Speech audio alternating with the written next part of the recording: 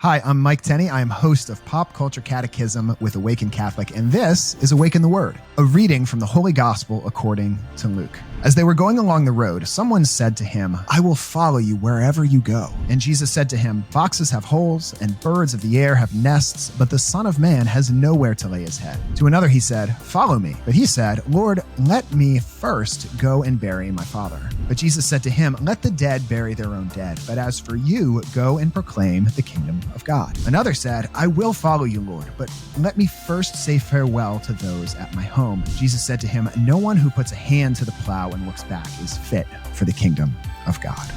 People say, "Jesus, I will follow you. I will follow you anywhere." And that's what he wants, right? Jesus wants followers. But Jesus comes back with some pretty hard words, because saying, "Lord, I will follow you wherever you will go," that's an easy thing to say. It's a hard thing to do. How many times have I sat in Mass and I've said the creed, "I believe in one God, the Father Almighty, maker of heaven and earth." It's easy to say.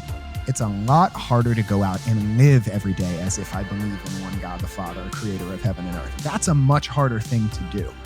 And so Jesus is challenging people. He's saying, look, my life, if you're going to follow me, it's not like the sort of life most people expect. I'm not the sort of Messiah that's going to be living in a palace. You are not going to be part of an entourage that's going to get all the bling and all the fancy stuff. It is not going to be easy for you, because it's not going to be easy for me. Jesus is preparing them for the cross. He's saying, I have nowhere to lay my head. Now, a couple things here reference the Old Testament, because way back in 1 Kings, the prophet Elijah calls the prophet Elisha as his successor. And what does the prophet Elisha say? He says, "First, let me go bury my father. First, let me," he like burns his yoke that he's using with his oxen, and he goes and kind of takes care of some things. And then he goes and follows Elijah.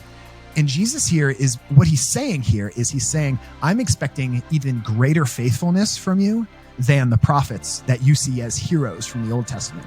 Even greater than the prophets of old. That's what my followers are going to be. And twice he points them to what their mission's going to be.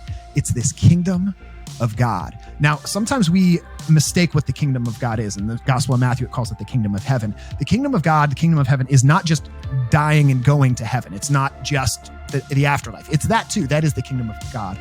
But Jesus tells us in the Our Father, the kingdom of God is where God's will is done on earth as it is in heaven.